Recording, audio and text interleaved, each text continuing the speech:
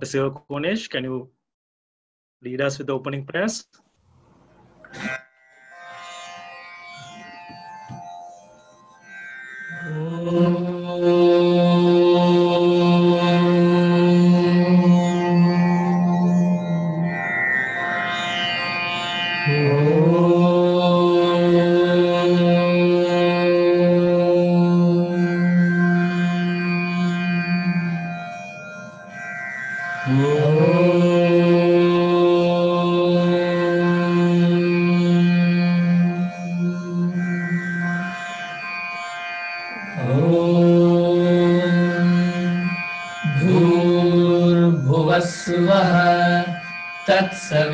तत्सवितुर्वरेण्यं भर्गो देवस्य धीमहि धियो यो नः प्रचोदयात्।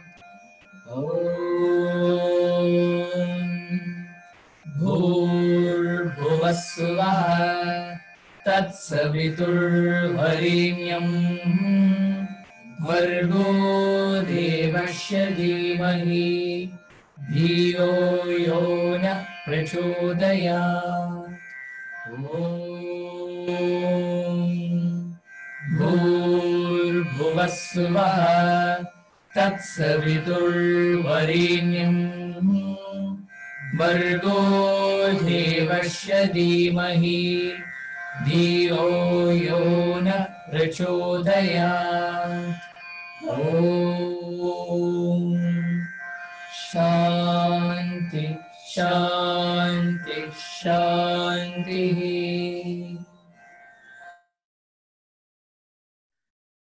Sairam to you all. Welcome for yet another satsang. Today's satsang, the topic is on Dharma. And today's satsang, we are fortunate to have Brother Abhimanyu, who will be doing today's satsang. Devotees are reminded that first we'll be having the talk, followed by a Q&A session.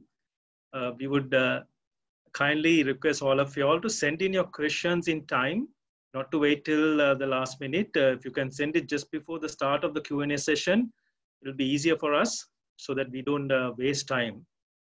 I would like to take this opportunity to invite Brother Hari Darshan, our Vice President of the National Council, to introduce Brother Abhimanyu. Hari.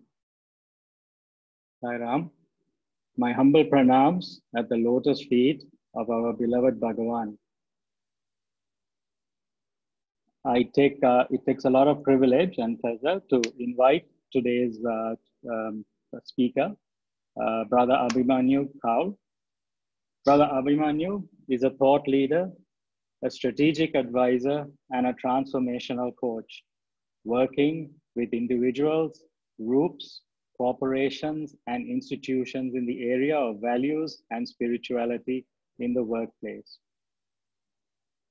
As a change management consultant, Abhi is passionate about empowering people to achieve their goals and realize their untapped potential using a values-oriented approach. With over 20 years of vast global work experience across India, Canada, USA, and the Caribbean, Abhi is a product of cross-cultural synergies. His training models and empowerment workshops systematically allow for a personalized understanding and fulfillment of goals. Abhi has graduated from the Sri Sathya Sai Institute of Higher Learning, Andhra Pradesh, with Masters in Commerce. After a decade of working in Delhi, India, he immigrated to Canada, where he launched Values in Action organization to promote human values in life and living. His clients included corporate houses, government, and non-governmental organizations. As an advisor to the Ministry of Education, Trinidad and Tobago for values and character education, he has successfully assisted in infusing and integrating human values into the curriculum of the national school system, particularly for the early childhood age. He is known for the comprehensive school management system required for the values education program. Promoting parenting in education, Abhi also introduced the values parenting program through the Ministry of Education. This series, which inspires parents to improve their parenting skills and contributing partners in the process of education, has been well received around the country. Values in Action program have successfully been running in Trinidad and Tobago, Panama, Nepal, Indonesia, and India. Abhi is also authored a book called The Joy of Self-Discovery, highlighting the journey of exploring importance and relevance of human values in our daily life and ways of experiencing practical spirituality. Without further delay, I would like to humbly invite Brother Abhi to address our devotees. Sai Ram. Thank you, Brother Hari, and thank you, Brother Manoharan.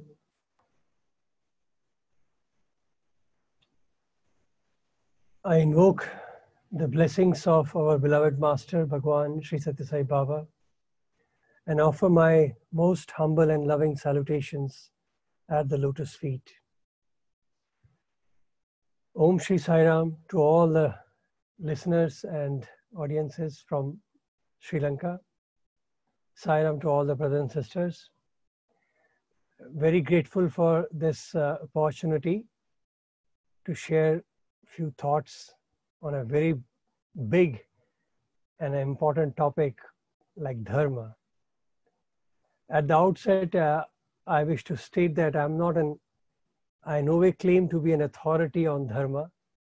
It is such a big and beautiful topic that many scholars have enlightened us on many areas. So my only contribution would be just to share whatever little I have learned at the lotus feet and imbibed through that journey. So let us jump into this beautiful topic called Dharma. Unfortunately, in English, there is no exact translation or word for it. Loosely, we address Dharma as religion. But if you look at religion, which is an organized form of religion, if we look at, it is only as old as 3,000 years when it started with, Zoroastrianism and Jainism and all that. So basically all these formal religions were 3,000 years old. But the history of humankind or mankind, if you look at it, it is at least in the recorded history, we know it is at around 25,000-30,000 years old.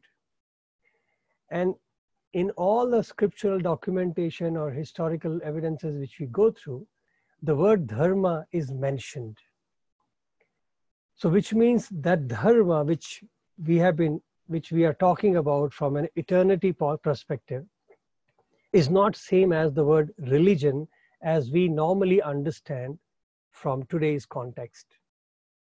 And then we have a beautiful, a declaration by an avatar in Bhagavad Gita, which says to you that yada yada hi dharmasya glanir bhavati bharata. That itself states that whenever there's a decline of dharma, I come to reinstate it. Now that declaration was done also around 5,000 to 7,000 years back. So which means that dharma which Avatar talks about, what dharma which Bhagwan talks about, is not exactly same as religion. So it becomes our outbound duty to understand or at least contemplate on what is this dharma that we are talking about and what is dharma. If you look at the word dharam in the connotation wise, it is action oriented. It always tells you how to act, correct?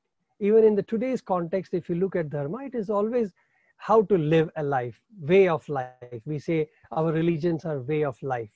So basically dharma is an activity, is an action. But we understand logically that for action, you need a context, you need a basis for which action takes place, and you need an actor who can act it out. So what is the context of dharma? Where is this dharma based on? What are we talking about? And the way when we say this is how the dharma or action has to be, so what is the context? What is the foundation of dharma? And if you look at that, then it becomes okay. That creates another inquiry into what is dharma and how do we understand it. So if you look at the past history, if you go back, then it comes down again that dharma started when people started wondering, who am I and what should I do? So if you look at the contextual manner, dharma always has a correlation with the self.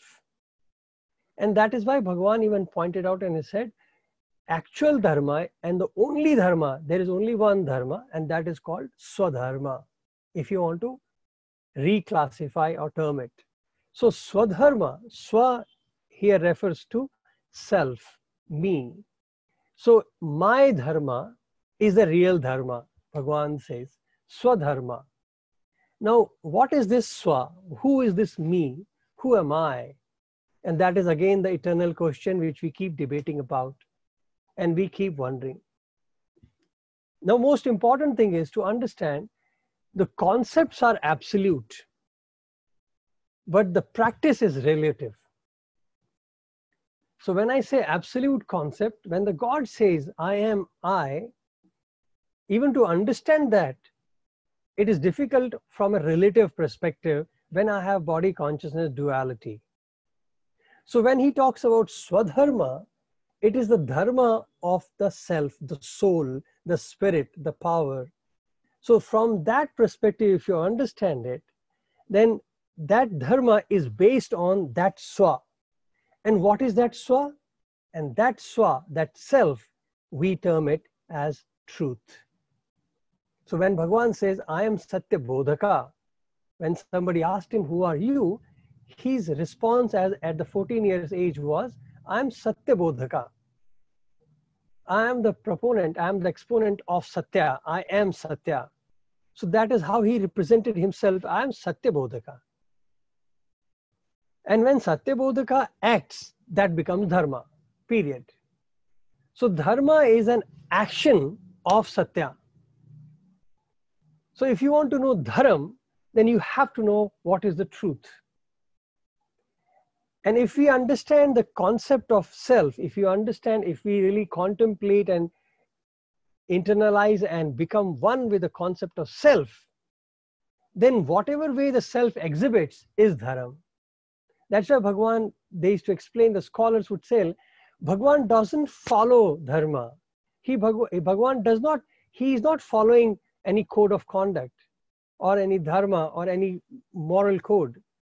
Whatever he does is dharma, because that is an expression of truth. So once you realize truth, or once you are truth, then whatever happens with the truth is dharma. Now this is an absolute outlook of dharma. Now what is a relative context?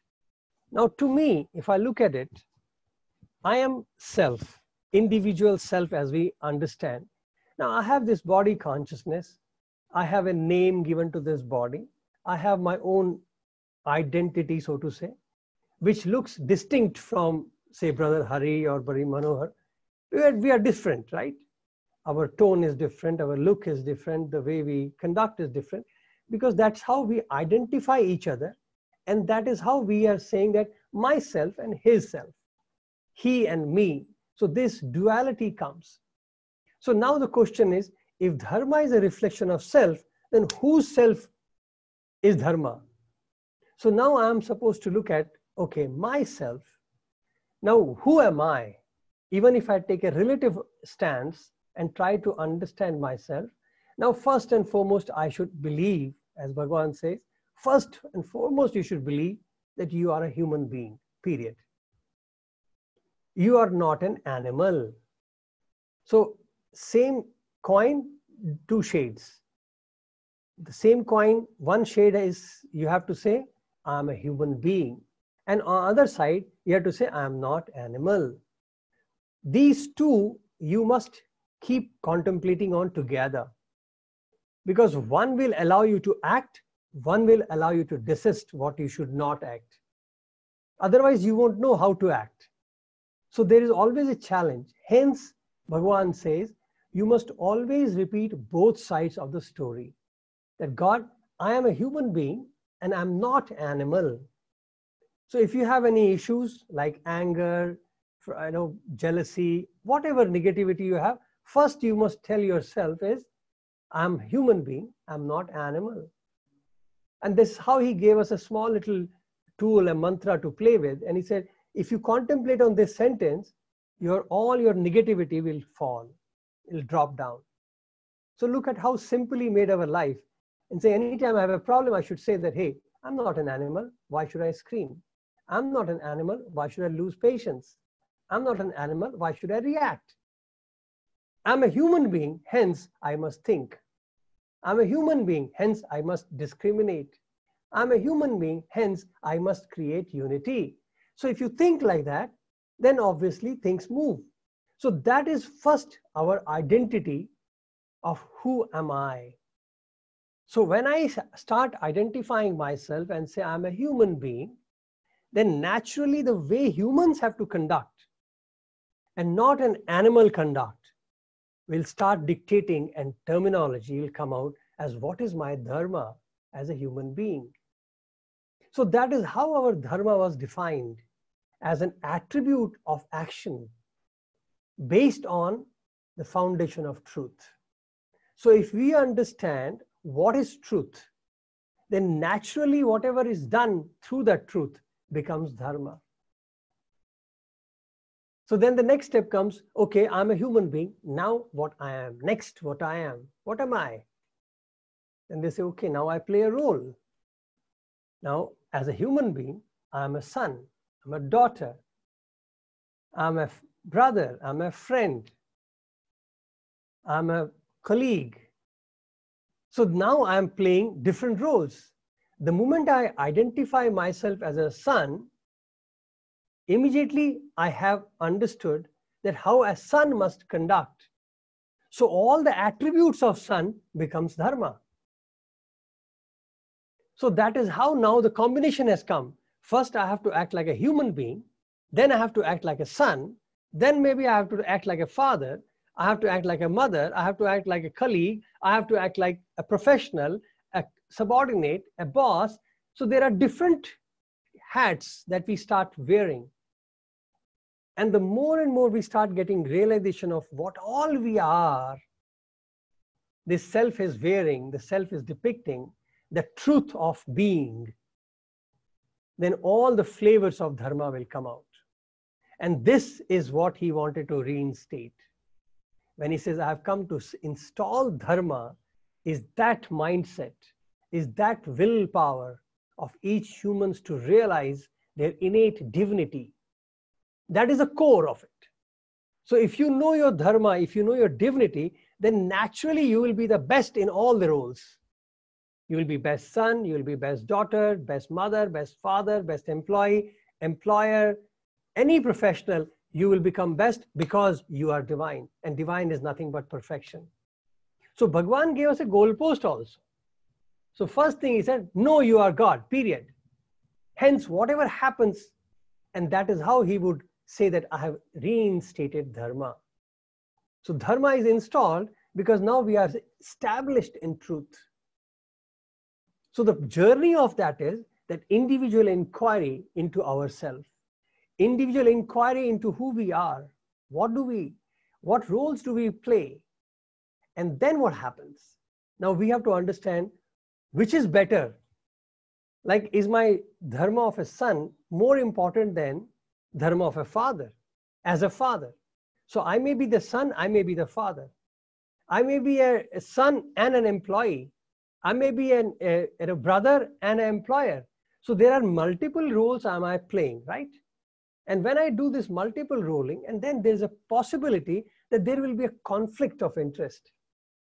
And that is what we call moral dilemmas, ethical dilemma. Because now two dharmas are clashing.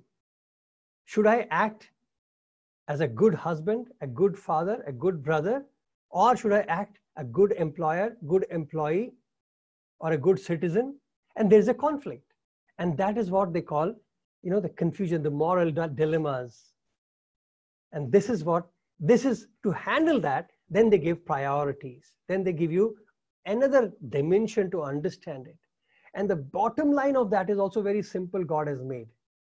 He said, whichever, in that dilemma, you must always understand, where is your priority? If the priority of the act, the output of the act, is for the welfare of others, welfare of larger society, then that should be given the priority. If the output of that act is only to you, that is selfishness, that should be given the least priority. So when you are in a conflict of dharma, when you have an ethical or moral conflict, the easy parameter is, which act will give benefit to the masses? Which act will give more attention to others than me should be given the priority. If an act is only supposed to help me or keep my name, fame, and pleasure in mind, that is the least priority. And if you keep this simple techniques to follow, then we realize that following dharma becomes easy. There is no more challenge. There is no more, a conflict of interest, because it's very clear. So first of all, we need to understand who we are. What are we? That is the truth. The dharma is based on the truth. Now, in one of these different dimensions, if you look at it, there are many roles we play. One role is also of devotion. Because the more and more we realize that my true identity is divine, my true identity is that self, then natural instinctive way, natural intuitive way also, we would lean towards Godhead. And then we want to worship him. Then we want to love him. We want to adore him. And then when we want to do that to God, then we are looking for how to do it. Now, there are formal ways, there are informal ways of worshiping God. Like they say in Puranic story, they say Shiva per se, never bothered about the format of worship. His devotee could even offer him anything, he accepted it. He was pleased by just putting a bel patra, a leaf on him, he was happy. Whereas when you do Narayan Puja, it requires a full format. And if you do deviate, then you have a problem. So Veda provides us, Vedic literature provides us both kind of formats. So if you are good enough for, as Swami did Havan, that requires a humongous knowledge and a particular discipline to do it, then follow that.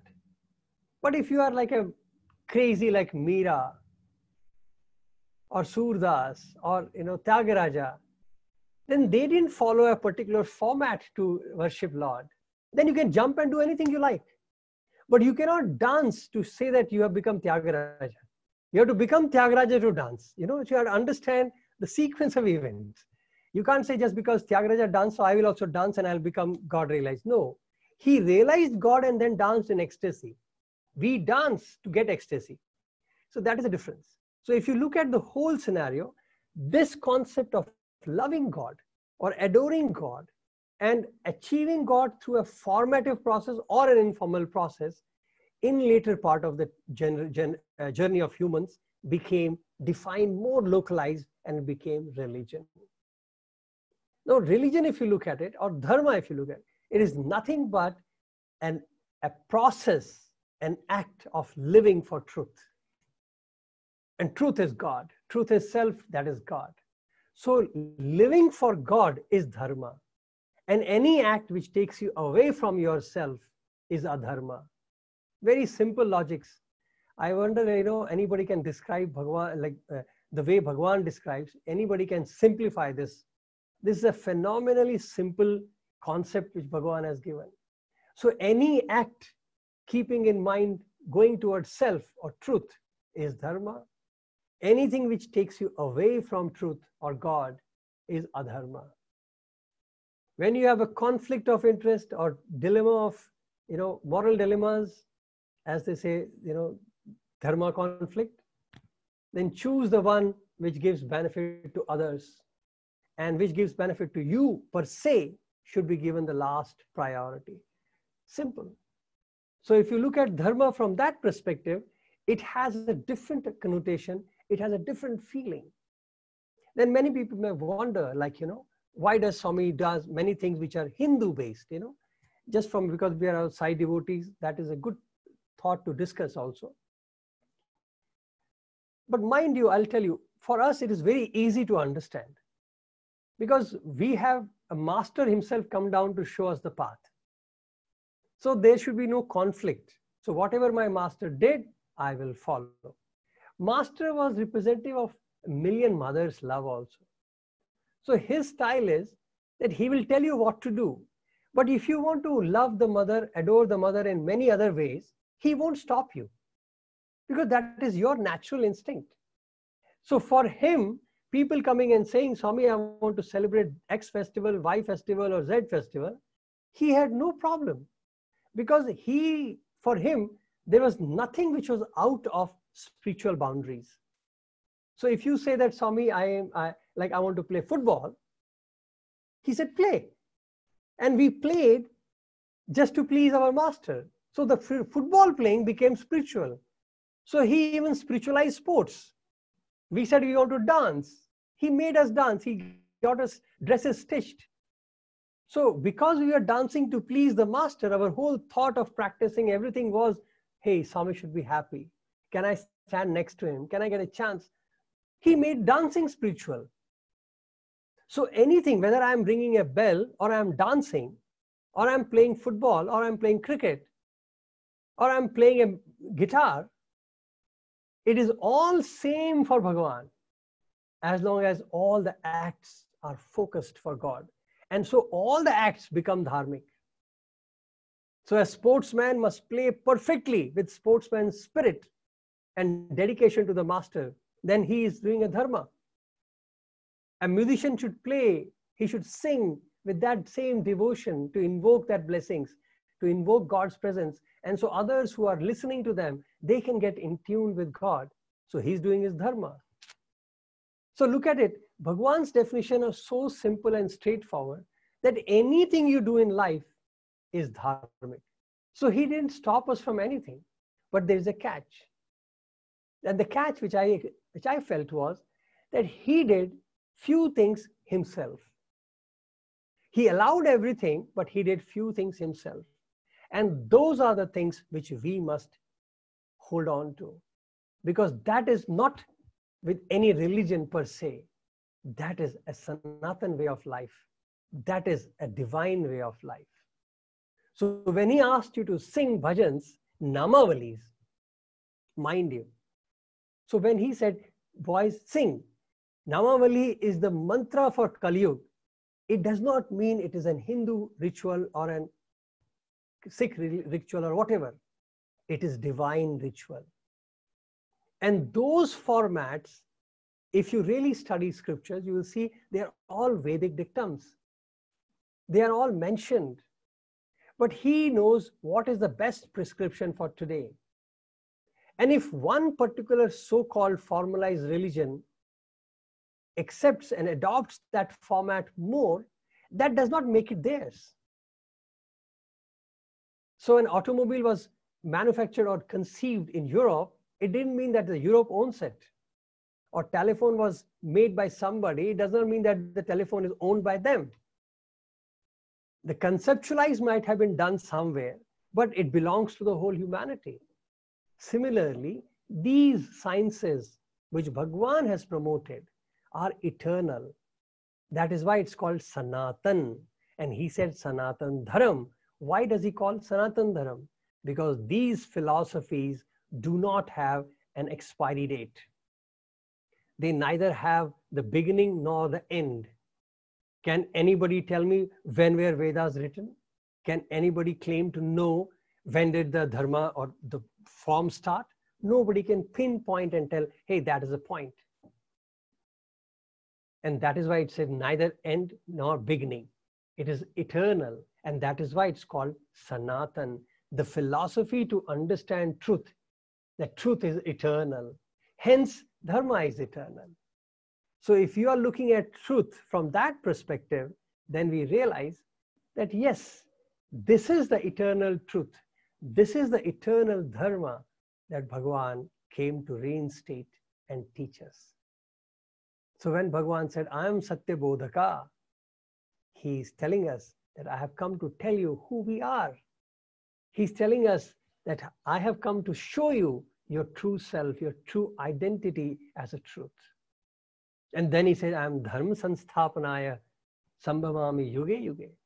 And that is to reinstate that conviction to walk on knowing who you are. Don't be like Duryodhana in Mahabharata, who says, Janami adharmam nachame nivritti. Janami dharmam nachame nivritti. Janami adharmam nachame pravritti.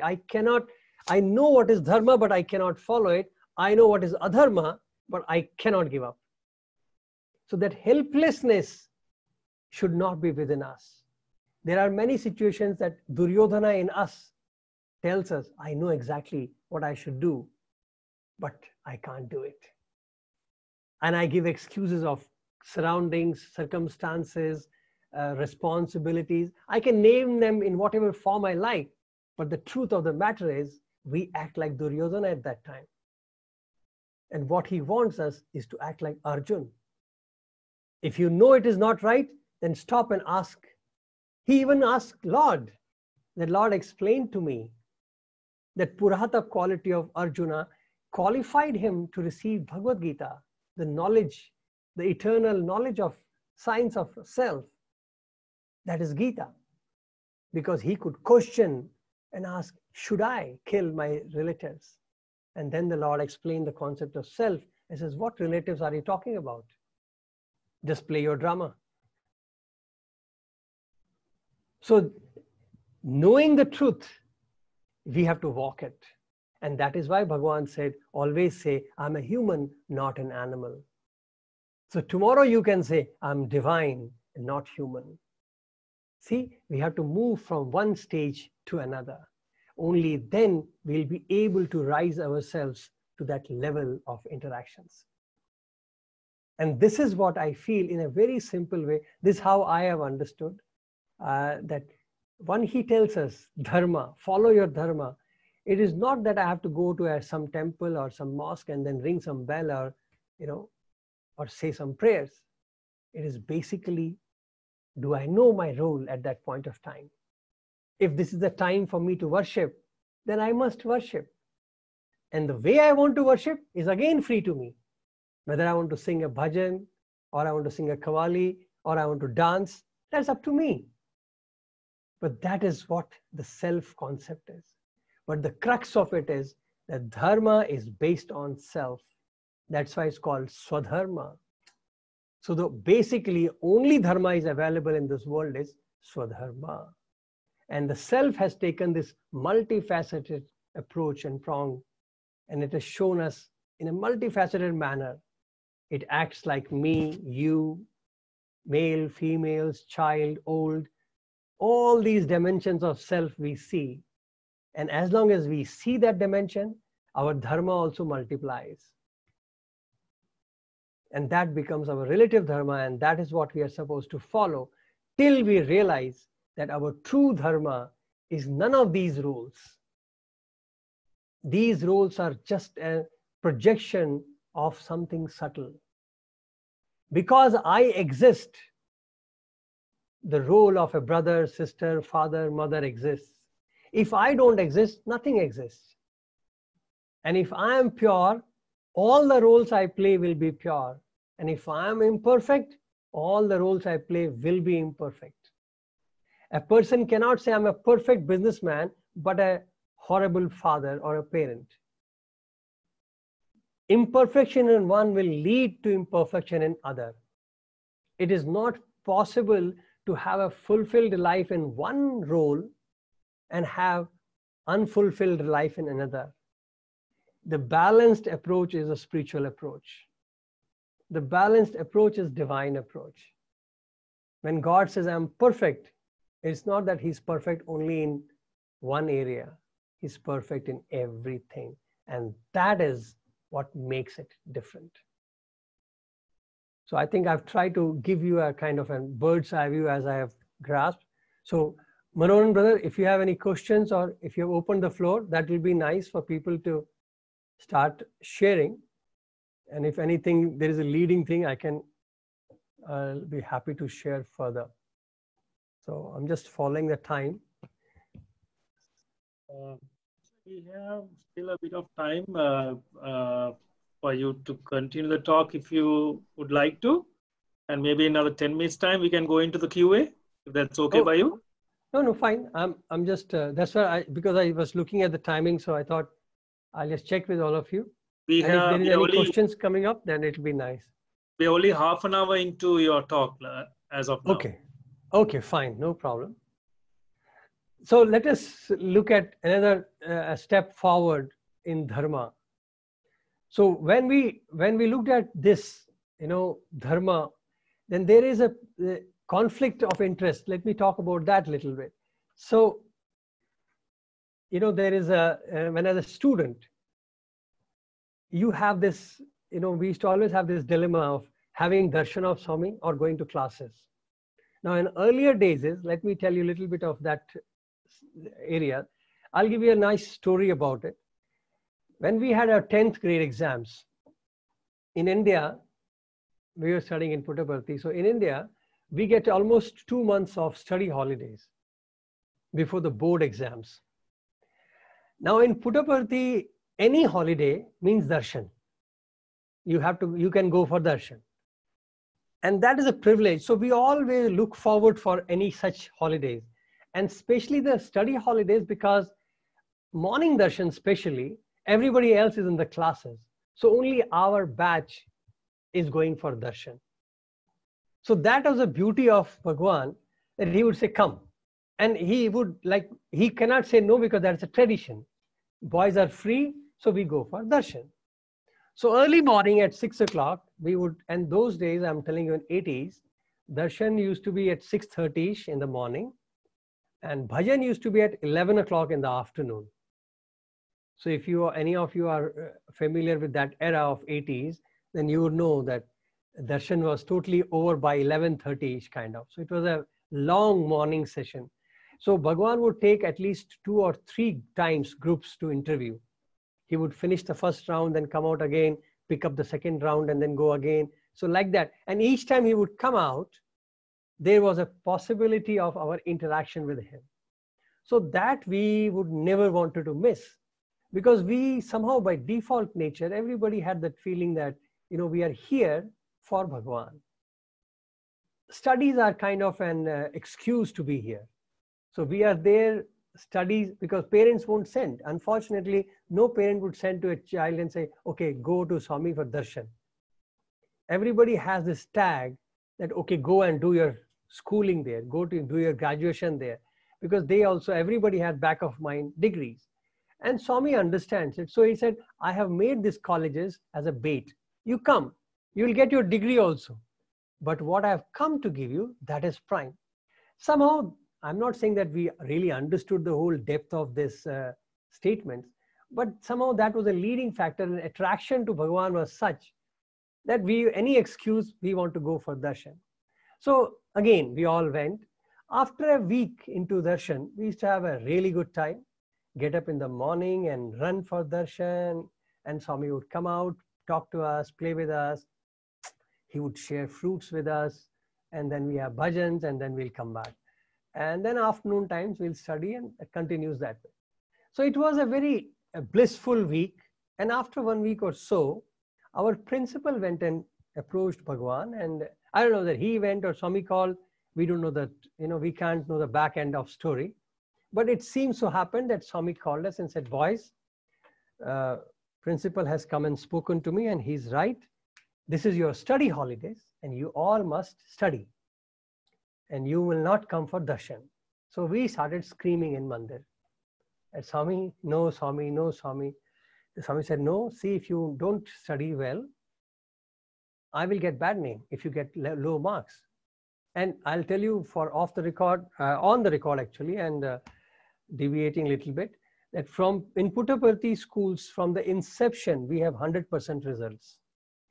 And at least 80%, almost 80% of students they get more than 80%. So it's a phenomenal statement, like marks which students get there. And we were the first batch who had become affiliated to CBSE. So everybody was conscious also of those things, that yes, we have to get good marks. But at the same time, Swami was insisting, no, he's right. You all must study, because if you come in the morning and you have to get up in the morning, 6 o'clock you come, and then you are wasting your time till 11:30. So we scream back and say, Swami, no, we anyways get up for Suprabhatam, Swami. So instead of sitting there, we sit here. And when you go for interview, we study. So we showed him that, Swami, we are carrying our books. So we are studying. So we are not wasting our time. And Mandir is beautiful, and Mandir we can concentrate. So, we have our own logic to fight back.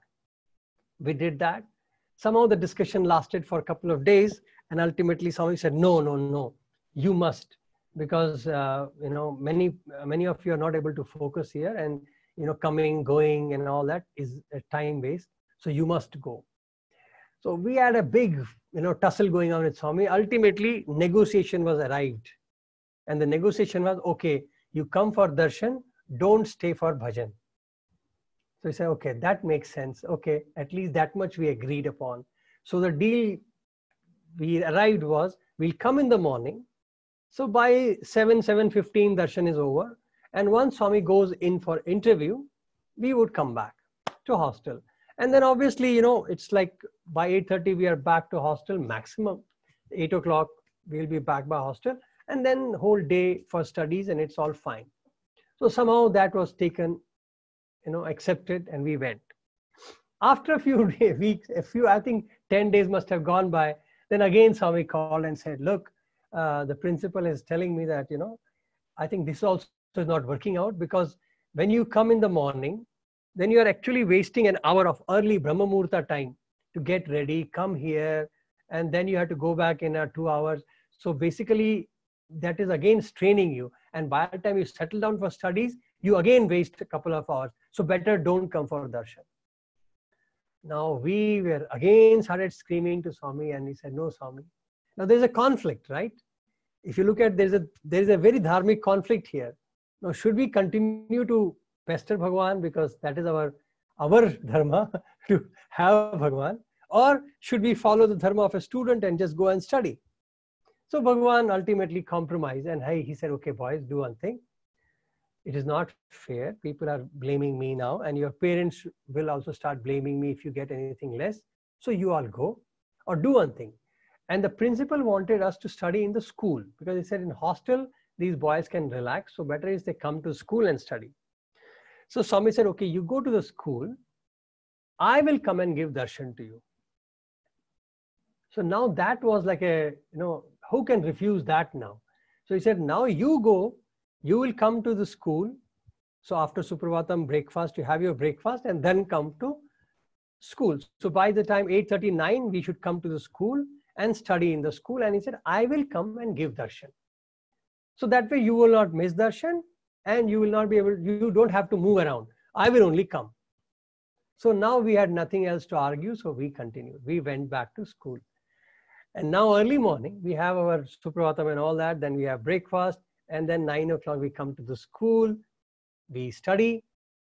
But we don't study in the classroom, because we won't know when Swami came. So we used to all carry our chairs and sit outside on the veranda, and watch. In those days, there was no stadium. It was open ground. So we could see the whole ground. So we would know if Swami comes. So we would stand there and wait and sit and wait and watch. And around 9:30-ish, usually, Swami was so gracious. 9:30-ish, he would take a round, and he'll stop near the school, pull the window down, wave to us, and then say, study, and he'll go. So that became our routine. Then evening, Swami called the ward principal and said, Principal, my children are studying so much hard. They must be tired. So you have forced them to come to school and not study in the hostel. So how are you able to take care of them? So he didn't understand what is taking care now.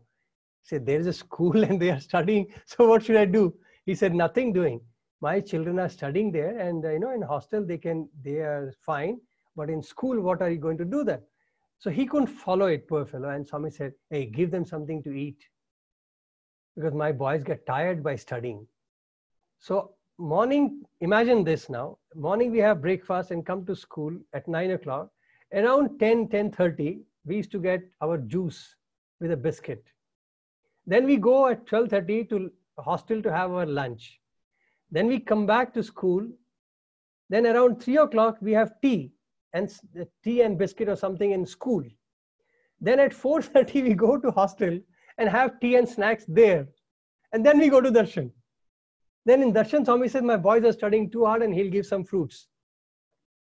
Then we come back and have dinner. And that is how our study holidays were spent. So can you imagine the dilemmas? And what a beauty of Swami to take care of these things. So he made our study holidays into a wonderful experience of life that we could live in and enjoy Bhagwan. So he imagined the care of a mother, that my children are studying, so they must get hungry, so you must provide for them. So you can imagine the whole day we were only eating and enjoying ourselves and of course studying. But study became a normal thing, but the focus was remaining with Bhagwan. So he kept both the equations together. So we followed our Swadharma, we followed our student Dharma, both happened. So that is how Bhagwan would come into your rescue. He would come into your life if only we stick on to our Swadharmas. If we understand and stick on to our God, He will take care of everything. He will not let you down. He will never let us down. So He will take care. Whether it is whatever conflicts we face in life, He will take care.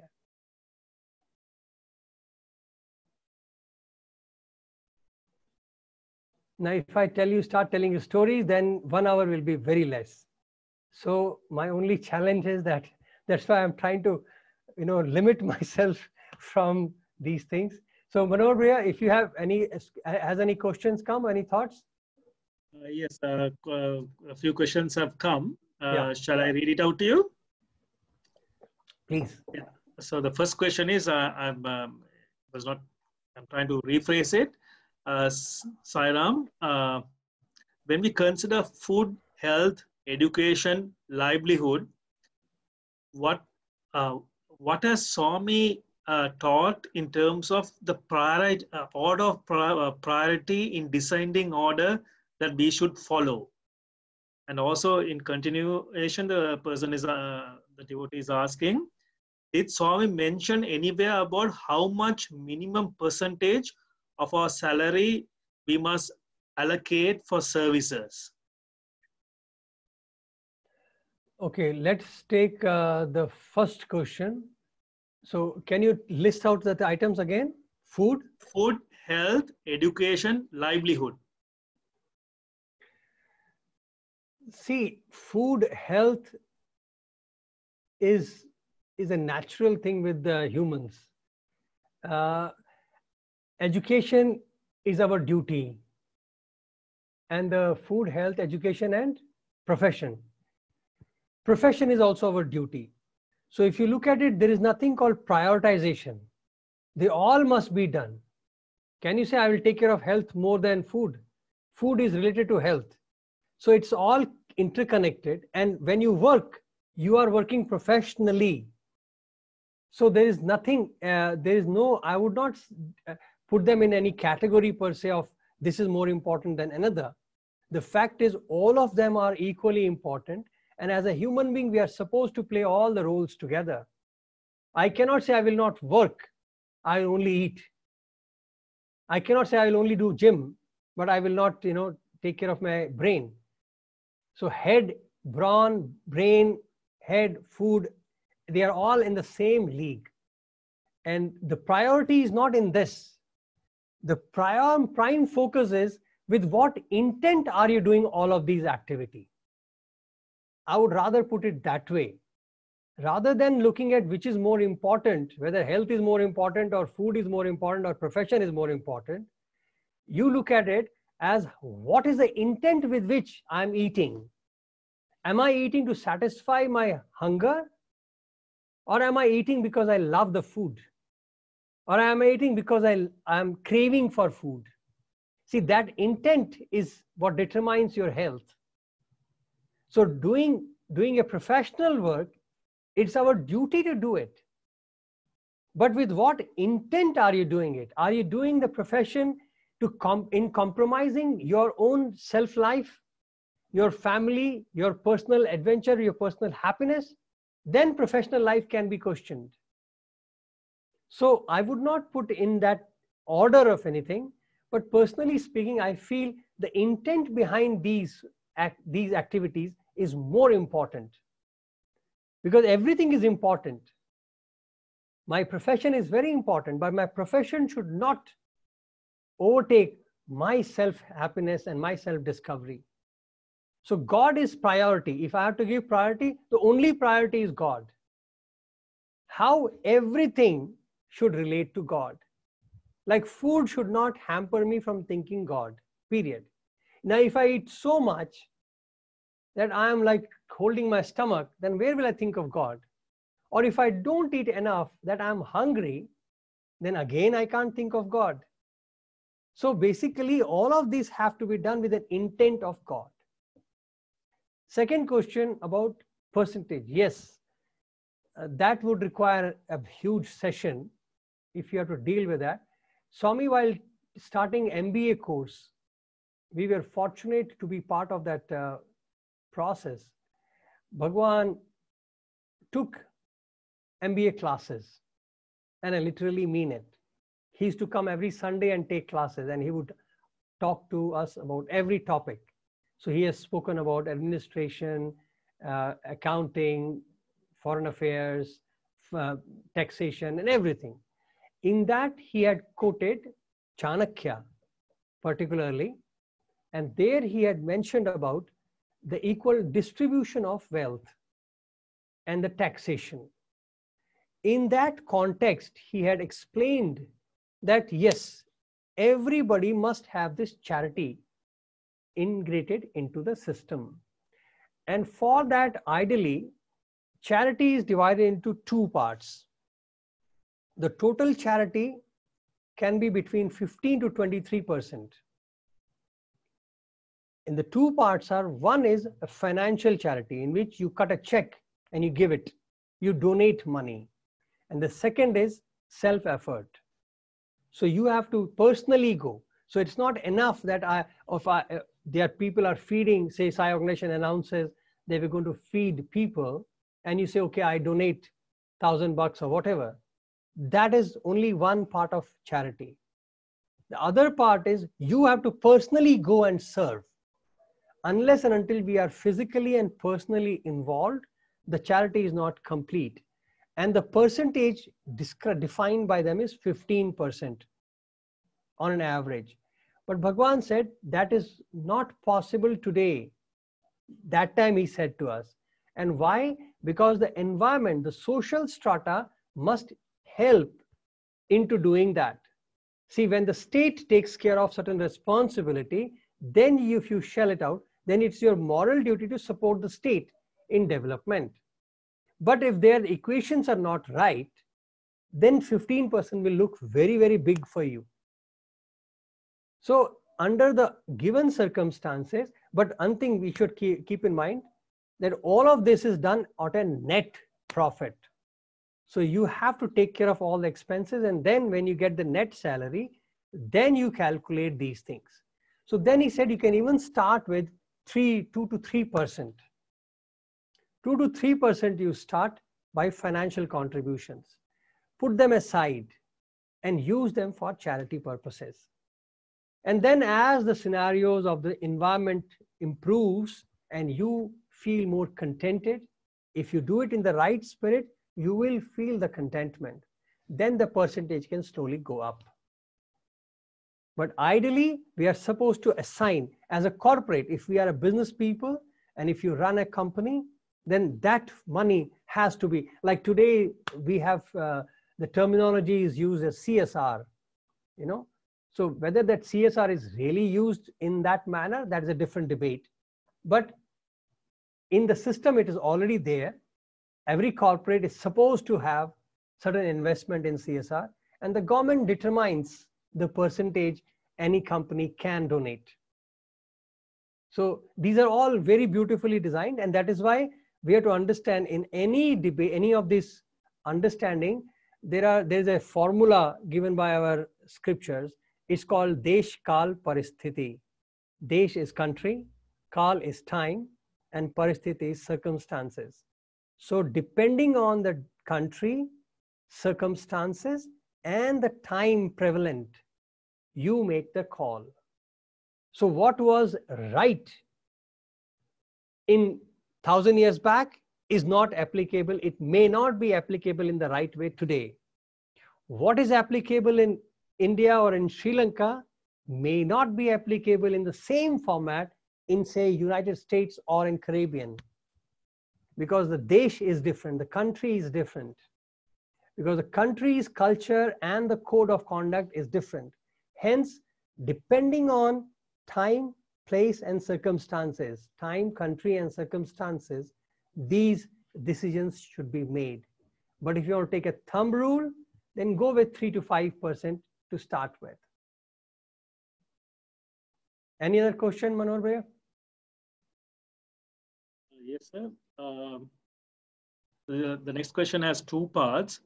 The first part is, Sairam, how do we follow the balance approach? This question is from a YA. The second part is a bit of a concern for us as well, but I'll read the question.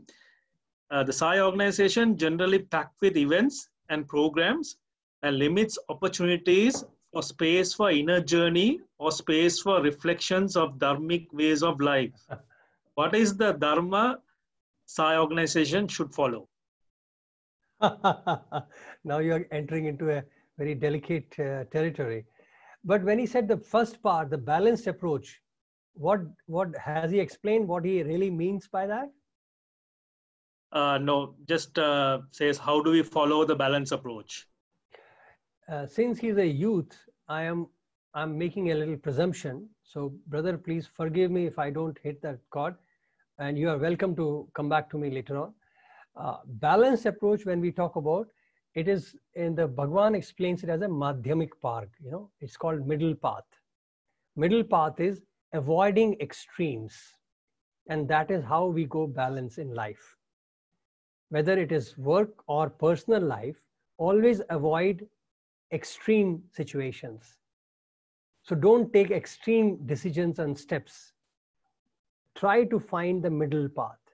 And the middle path is, it is unfair to say, I compromise to get a middle path. See, compromise is a way to arrive at middle path, but middle path should not be a compromising, you know, it should not be out of compromise. Then compromise will leave you with a bad taste. But really speaking, that is the path to arrive. So if today you're compromising to it, at least logically understand that that is the best way I have to arrive at. So when will I reach a stage where I'm happily and contentfully following that middle path, and not because of any pressure or compromise, okay? So that becomes your middle path scenario. Now to rush it, now it's an overdose of activities, if I may put it in that manner. Like today, because of Corona, we are all online, and there are so many sessions happening online that we are becoming more busy than what we are physically busy, because now we are totally glued onto our screens. So I understand, and this is a very natural thing to happen. But there also you have to understand, that is why Bhagwan used to very beautifully, you know, divert our attentions. In fact, he taught us public speaking. In that he told us that, you know, most of the people, even mature level, they cannot focus more than 20-25 minutes. On an average, people can focus only on 10 to 15 minutes. So he said, look at me how I talk. So usually Bhagwan's talk is like 1 hour, 1.5 hours, but he would be inserting it every 5-10 minutes. He'll be inserting a song, or he'll tell a humorous story and make you laugh. So he said, this I do to break the rhythm and bring people back to attention. And he was teaching us this lesson that every time you require it. So similarly, if you look at the organizational activities, understand one thing, organization I'm not defending anybody or I'm not trying to support, but I'm just giving an idea. Organization has a role, and organization has a duty to meet different sections of society. So even if I'm a beginner, or I can be running the race, or I can be a finalization, organization must meet all the requirements. So it must have programs specifically for each groups also, wherein they have to invite and keep it open for anybody to watch or come and join and learn it. So what best I can suggest, or I can make a request, is that let the programs be some programs can be generic for all classes, but most of the programs should be specific. And that should be filtered in a proper time area. So that if a youth program is today, let there be no other program for them in maybe next 4 or 5 days, or maybe next week. And because of today's unusual circumstances, the frequency can be slightly more than the normal time. But that way what happens is, if I have time and if I have interest, I can watch other program also, or I can engage myself in other activities.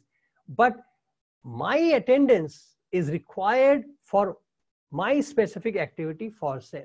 So if youth study circle is happening, so study circle should be made for youth only. And when you do study circle for youth, do not use too philosophical topics. Like let us study Bhagavad Gita in study circle. See, that becomes a pain for the youngsters. Even adults can't handle it. So we tend to start showing off our knowledge of what we have read, rather than using it as a study circle. Now, study circle is a concept given by Bhagavan in a different reason. So that we have to understand what is study circle. But the fact is, you should use that forum to analyze our success stories or challenges in walking the path of Dharma, walking the path of Sai. So if you are doing that, then the topics must be very relevant for youth. And those topics can be a little delicate if you do it in open public. So youth can discuss a lot of things which are relevant and very specific for them.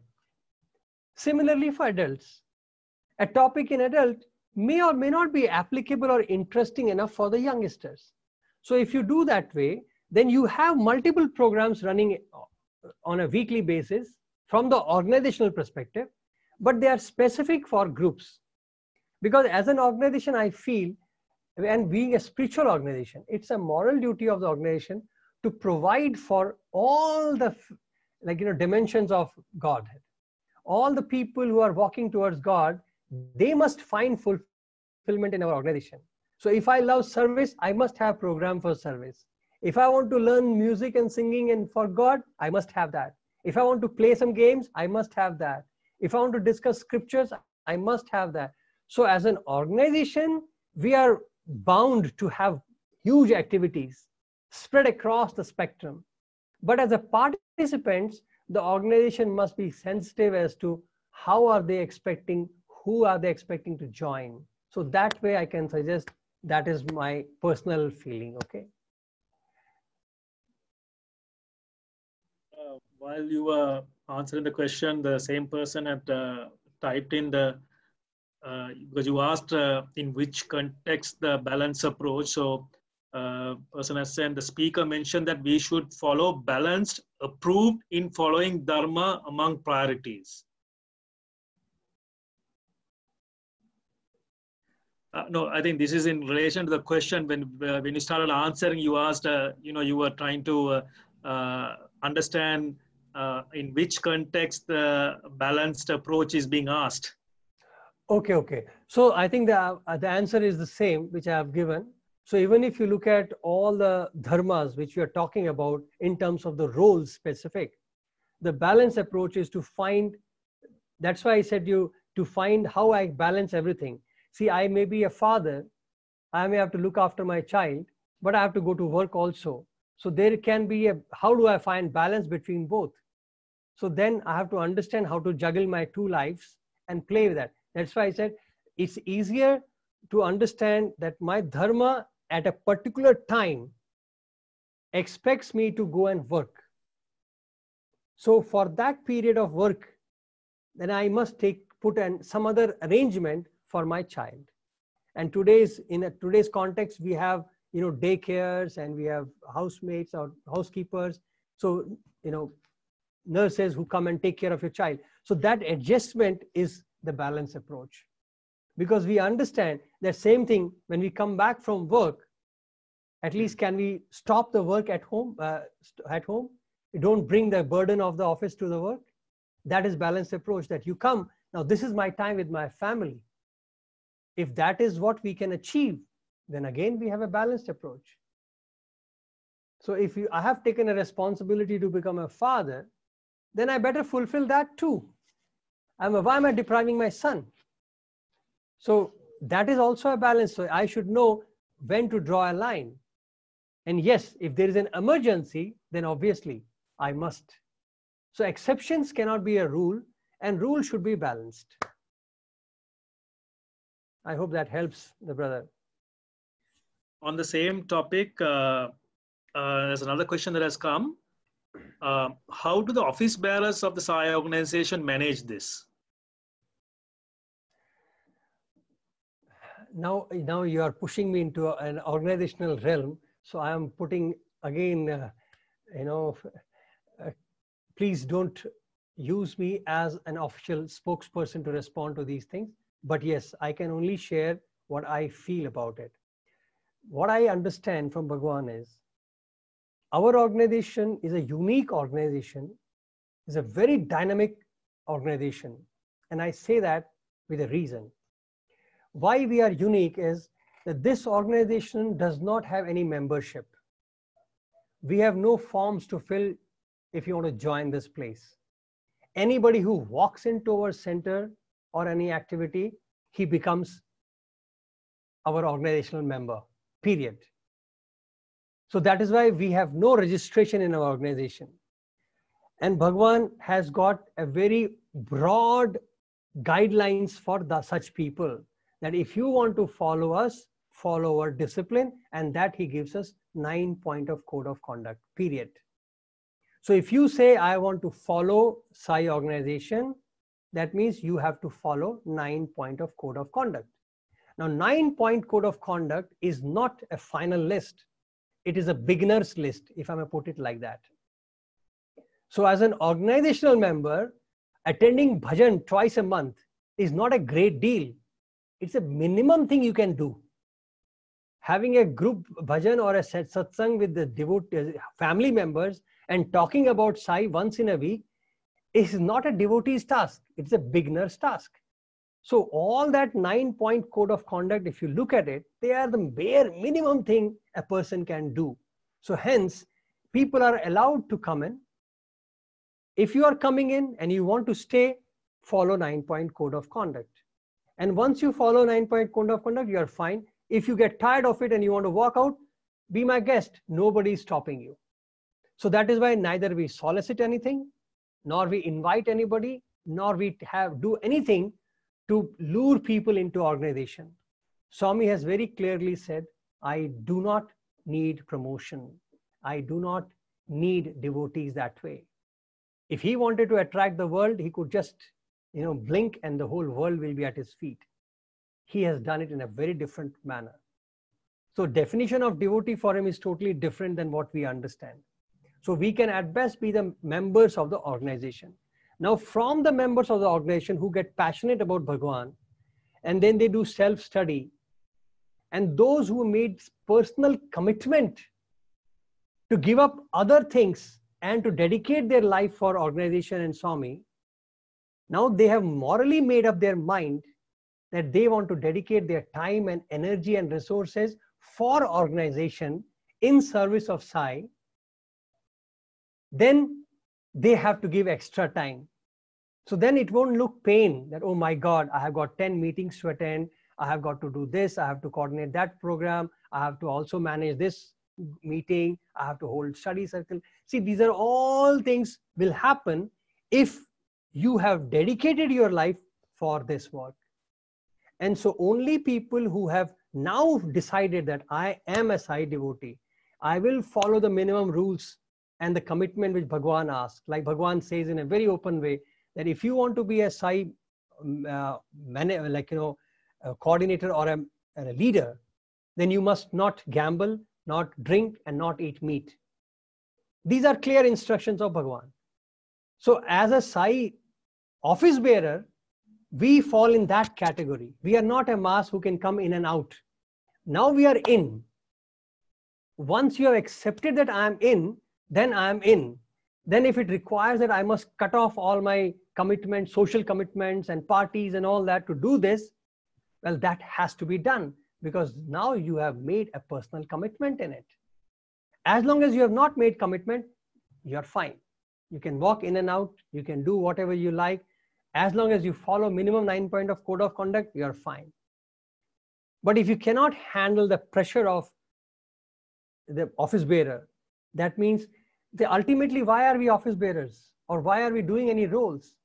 Because we feel passionate about something and we feel that by doing it, I'm doing an offering to my Lord.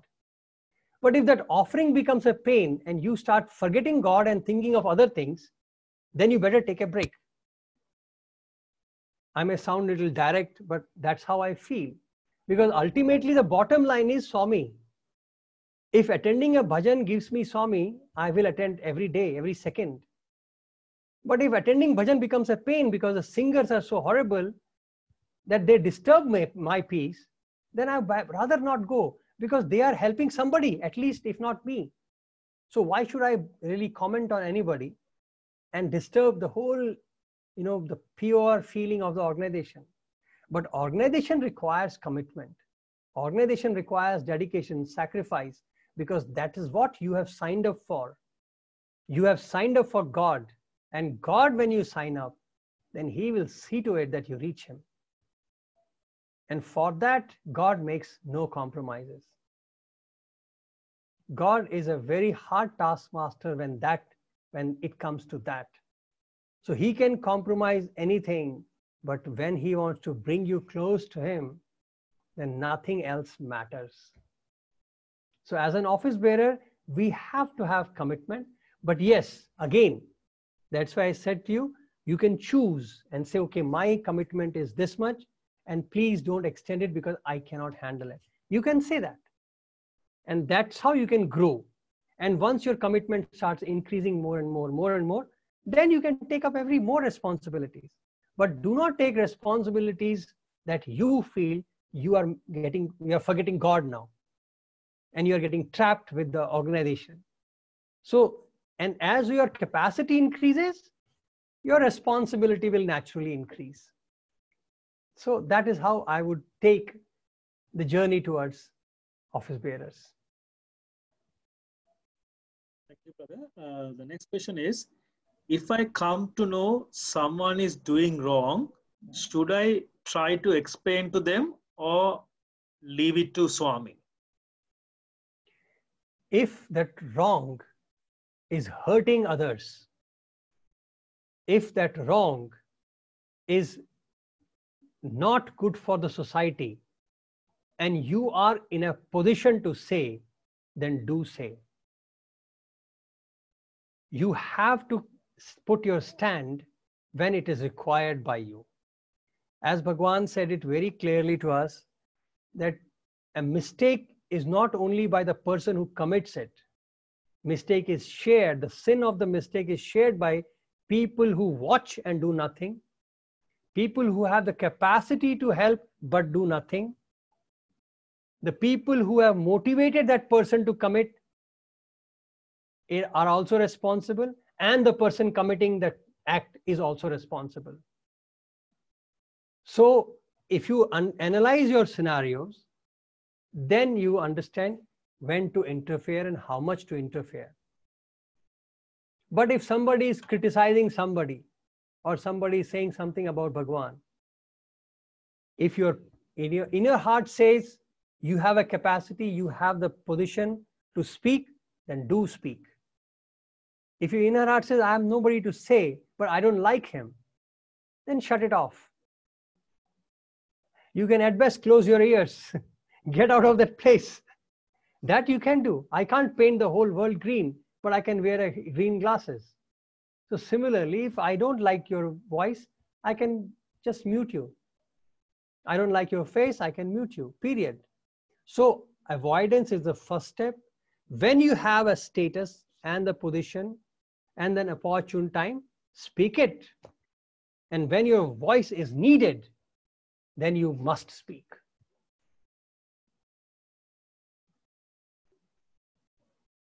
Thank you, brother. The next question is, how can we balance between different faiths in workplace and in our service activities? I think when they say service activities, when the service, I think they are referring to service activities done in villages where there are people from multiple faiths. For that also, Bhagavan has very clearly mentioned, and I'm sure organization also keeps conveying that. From the Bhagavan's perspective, what I have understood, he does not want Sai organization to collaborate under somebody. But he's fine if others want to join our project. Why is that? Because the basic reason for service from Bhagavan perspective is very different. I think we are the unique organization who believes that we are not serving others. We are serving ourselves. That's point number one. And everybody else thinks that I'm going to help others, whereas our organization is supposed to go in self-liberating mode. So we are grateful for people who eat from us. We are thankful to people who accept our offering. We are not giving them because they need it. We are giving them because we want to liberate ourselves. So this is an approach difference. And that is why there is a format given by Bhagavan, which we are going to deal. I'm personally going to put some videos up for that, to deal with the service aspect, to explain people how he does it, because that is a different talk. But understand the basic thing is that Swami's style of functioning or doing service is very different and unique and very logical and scientific. But the crux of it is that I am doing service to myself and you are just a conduit for helping me. So thank you, brother, for accepting my food. So I'm not giving a beggar. I'm saying thanks for coming and accepting my food. Otherwise, I would not have the pleasure of serving. So the reversal order is allowed. That is why Bhagavan says we cannot collaborate with others. Because when we collaborate with others, then we have to respect their style of functioning, which is not ours. So as an individual member, if my organization is not doing it or is not in a position to do, then as an individual, I can join anybody and offer my services. Because within my heart, I can keep that attitude. And I can follow their protocol, but I can serve with my attitude. But as an organization, we cannot do that. And that is why Swami said they can join. Because when they join, they only bring their skills. Like Red Cross. We do a service project and we invite Red Cross to come and collect blood. Because they specialize in it. As long as we haven't created our own blood bank, we are not qualified to collect blood. So we invite a specialist to come and collect blood. But the way we do the whole camp is ours. And that style is given by Bhagavan. So when Red Cross people see us work, they also get a shock like, how are you serving? This is a beautiful way I'm seeing how you do. Collection of blood is same. How many bottles you collect or how many pins you collect, that is same. But the whole approach to blood collection becomes different. So that is why Bhagavan says that others can join us so that they can also learn the real essence and the purpose of service. But we as an organization cannot join under them because then we are not able to promote our style and our working because our purpose is different. As an individual, I can go and work anywhere because as an individual, I will say, thank you, Bhagavan, for giving me this opportunity to feed and I can follow my dictum. But as an organization, I cannot do that. That is why there is a reason for not collaborating with others. And that is why Bhagavan named the organization as service organization. I'm not talking about international naming. International naming has different legal and other connotations. But internally, if you look at what Bhagavan had named the organization was Sri Satya Sai Seva Organization, wherein he said Sri Satya Sai represents divinity, Seva is service, and organization. So this is an organization which aims for divinity through service. An organization which takes you to divinity through service is Satya Sai Seva Organization. So that is how we can understand the naming ceremony of Bhagwan. So in the name itself was hidden the message that Satya Sai is reached through service. So service motive itself is to help and liberate our own self, not anybody else. So the moment we think I'm helping somebody, I have made the first mistake. But while helping me, I can help others. But the intent is not to help others. I hope this makes some sense. Thank you, brother. Flowing from that question as another question. Yeah. When doing activities, how can we carry forward ourselves not to be shown as a Hindu organization? Because some people feel that the Satya Sai organization is a Hindu organization. And at the same time, there are people who think, for example, Hindus who follow the Satya Sai organization or involved in Satya Sai organization, they are not Hindu, they are following a different religion because they don't go to temples. They are more interested in going only to the Sai center. How do we handle, how do we balance this situation? See, I have lived in the West, so I understand where the question stems from. But as I was explaining to you before, that for us, what is important is what Bhagwan did, and not so much what he approved, because he approved everything. What he did is the code of conduct for me. So if I look at it that way, then I will analyze every aspect of my organization. For example, the way we make altar. Okay. Now, Bhagwan has also kept it flexible, that you can add the local flavor into the altar.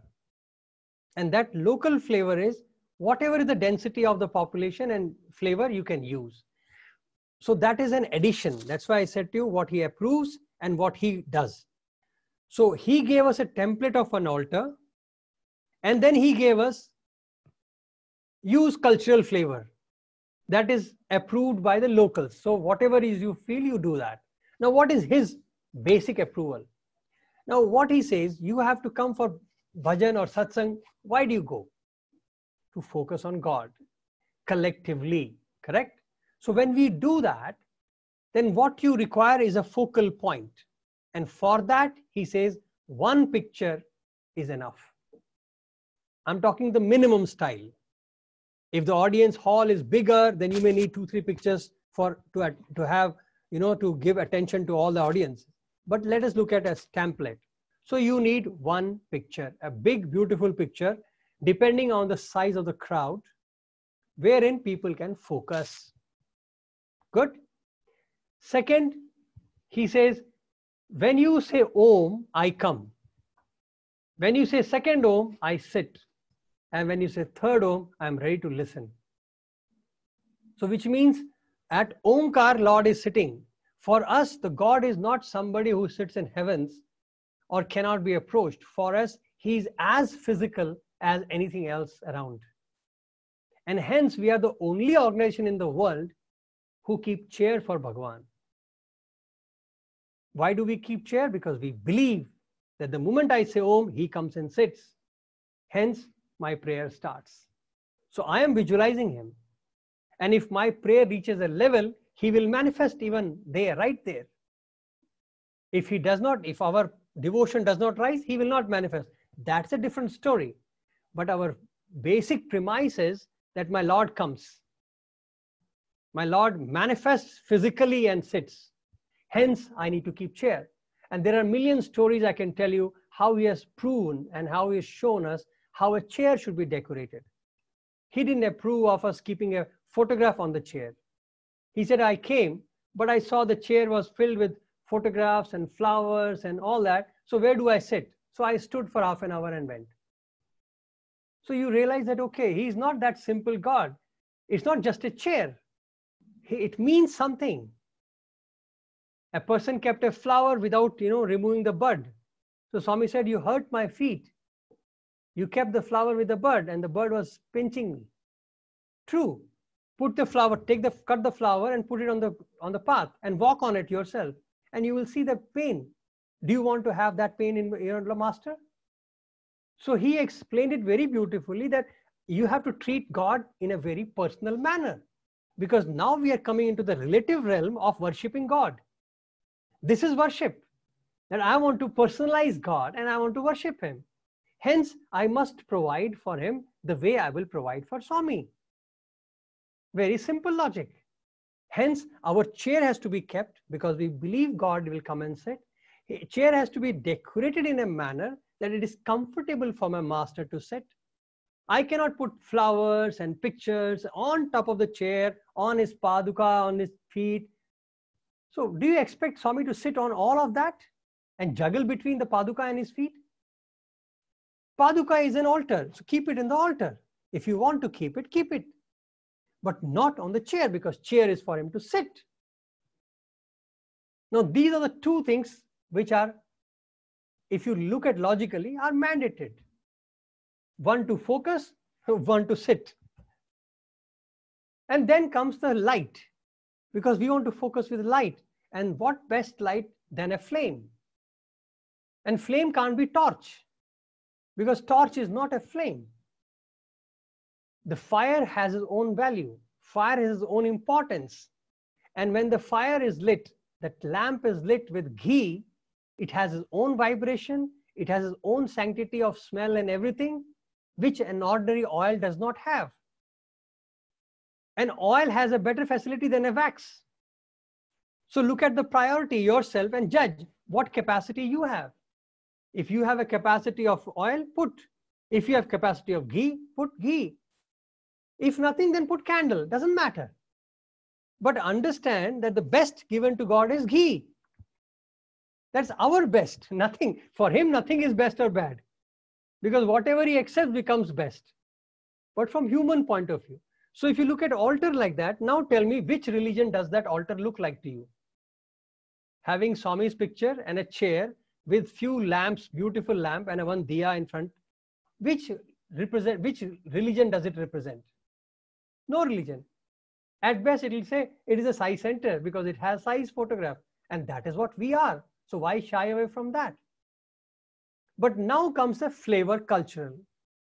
Now, if I am all, a place which is filled with Christians, so their relation is with Jesus, for example, and they say, yeah, we want to keep a Jesus photograph. So be it. Now that you're adding a flavor of the culture.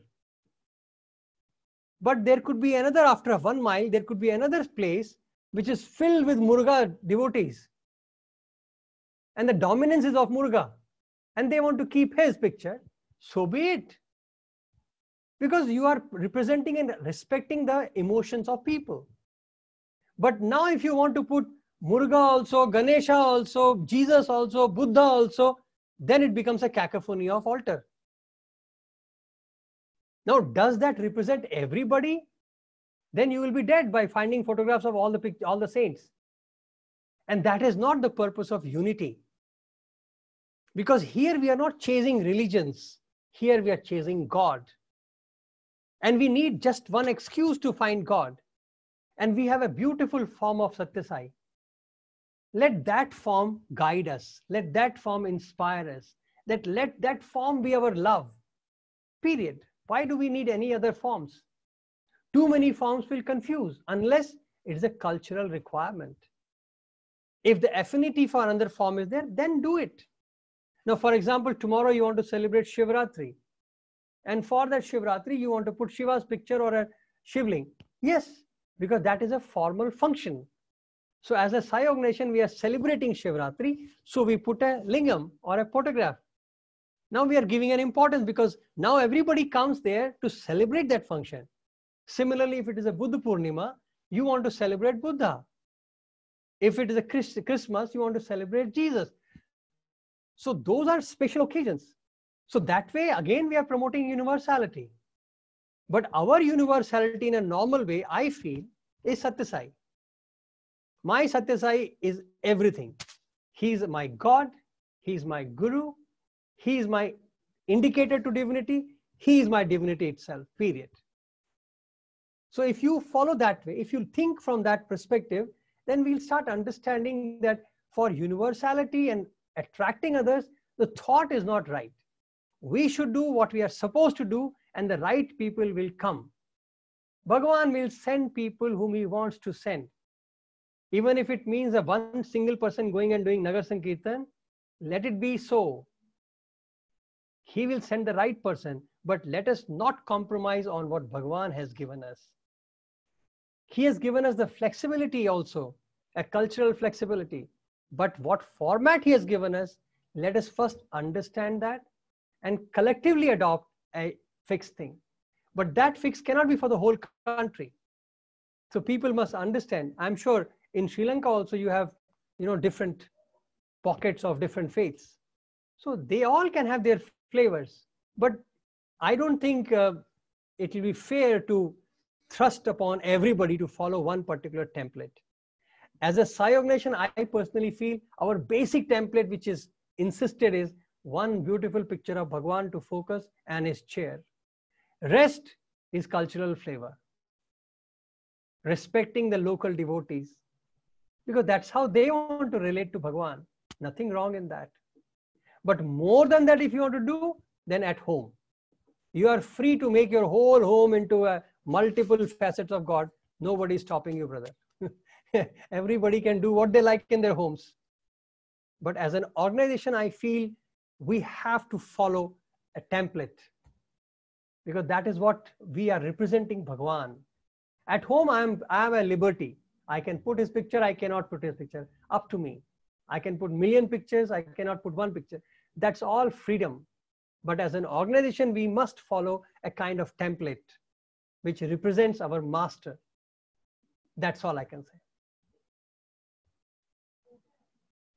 Since time is running out, we'll have just one last question. In order to help needy, sometimes we could help by giving money.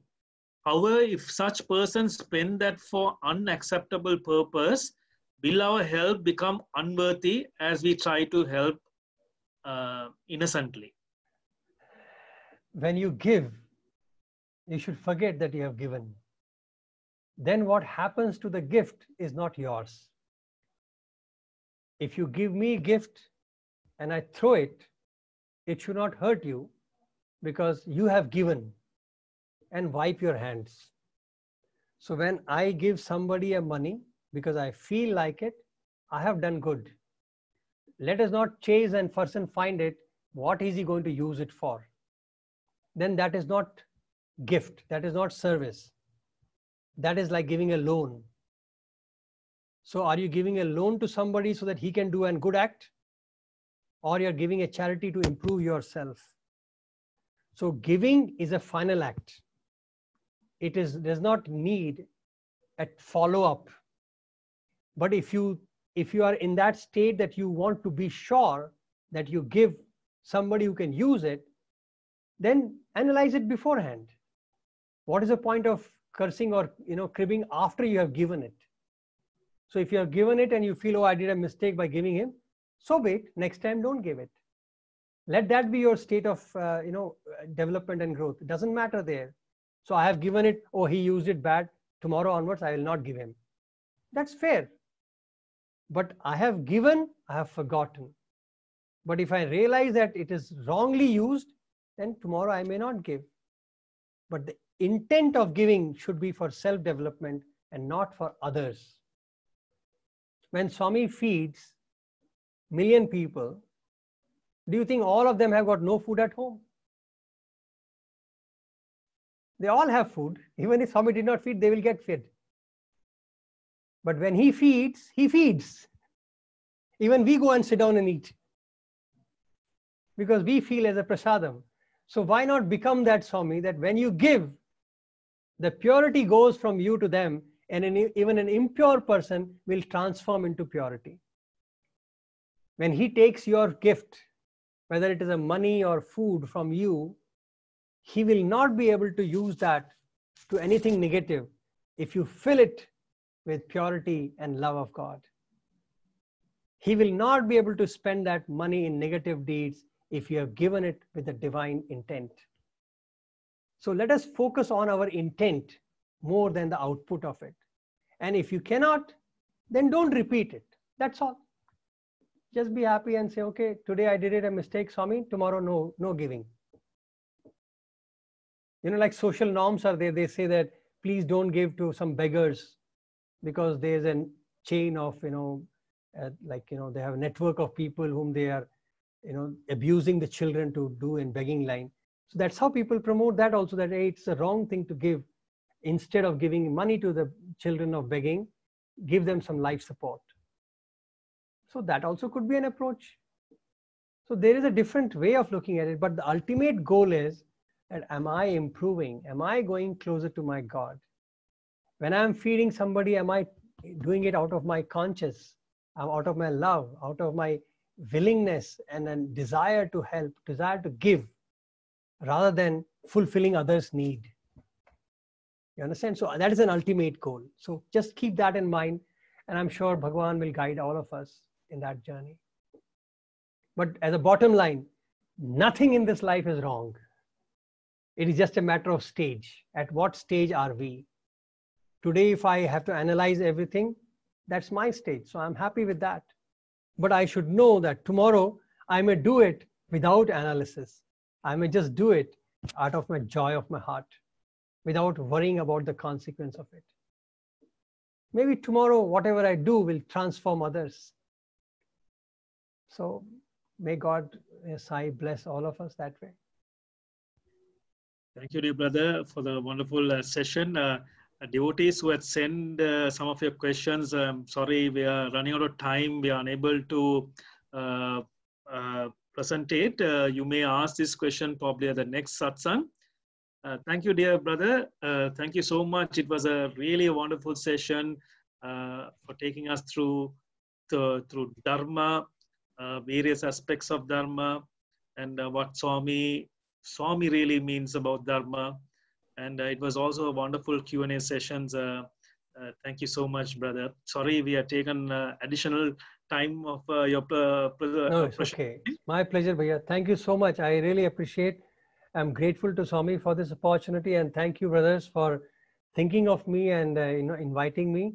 Unfortunately, I can't see most of you people. I only see two brothers here.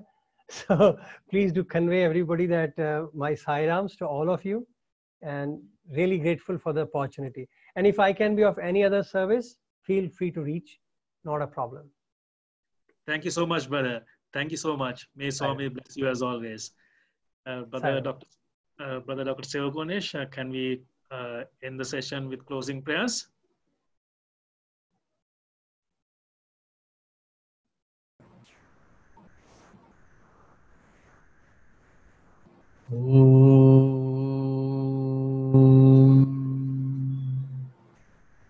समस्तलोका सुखिनो भवन्तु समस्तलोका सुखिनो भवन्तु समस्तलोका सुखिनो भवन्तु ॐ शान्ति शान्ति शान्तिः जय Sairam. Sai Ram.